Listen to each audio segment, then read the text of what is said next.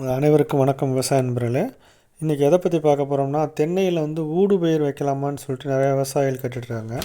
ஆனால் தென்னையில் ஊடுபயிர் வைக்கலாங்க. எப்போனா முதல்ல ஒரு 5 வருஷம் வரைக்கும் தென்னை பெரிய மரம் ஆகிற வரைக்கும் வைக்கலாம். அதுக்கு மேலே வச்சிங்கன்னா நீங்கள் ஸ்பேஸிங் இடைவெளி முன்னாடியே அதிகமாக வச்சுருக்கணும். மேக்ஸிமம் 28க்கு 28 அல்லது 30 அடிக்கு 30 அடி இந்த மாதிரி இடைவெளி இருந்துச்சுன்னா நம்ம சில ஊடுபயிருக்கு போகலாம். இப்போ பொதுவாக பார்த்திங்கன்னா இந்த எலுமிச்சையில் தைவான் கிரீன் இருக்குது, பாலாஜி எலுமிச்சை இருக்குது. இதெல்லாம் ஒரு 28க்கு 28 அடி நீங்கள் வச்சிங்கன்னா போகலாம். எலுமிச்சையில் என்ன பிரச்சனைனா, எலுமிச்சையில் குறைந்த அளவு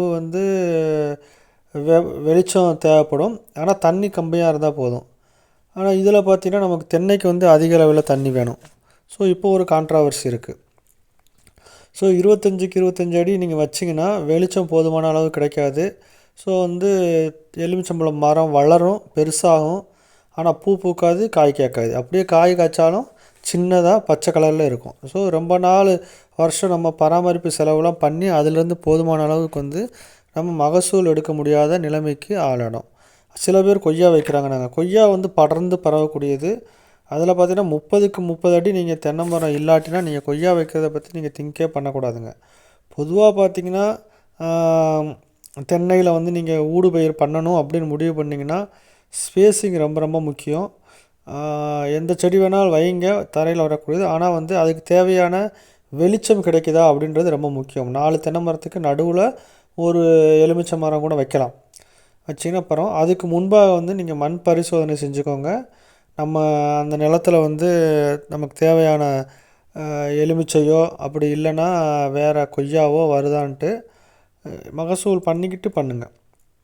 பொதுவாக ஸ்பேஸிங் ரொம்ப முக்கியம். இடைவெளி அதிகமாக இல்லாட்டினா நம்ம தென்னைக்கு நடுவில் வைக்காமல் இருக்கிறதே நல்லது. ஏன்னா மகசூல் பெரிய அளவுக்கு வராதுங்க. ஓகேங்களா?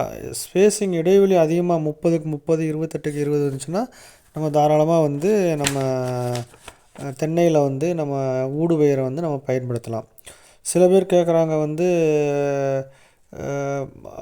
கொய்யாவுக்கு நடுவில் மற்ற மலைவாழ் பயிரில் வைக்கிற மாதிரி இது வைக்கலாமா, மலைவாழ் பயிரில் கேபரிஸ் இந்த மாதிரி வைக்கிறாங்களா, அதெல்லாம் வைக்கலாமான்னு கேட்குறாங்க. ஆனால் அது ரொம்ப குளிர் பிரதேசத்தில் தாங்க அந்த மாதிரி ஐட்டங்கள் வைக்கணும். மிளகு இதெல்லாம் அதில் தான் வரும். ஸோ நம்ம பிளைன்ஸில் உள்ளவங்க பொதுவாக 5 வருஷத்துக்குள்ளேனா வாழை வச்சு எடுத்துருவாங்க. நடுவில் 2 வருஷம் இருக்கும்போது நீங்கள் வேறு எந்த வேணால் கடலை இதெல்லாம் கூட போடலாம்.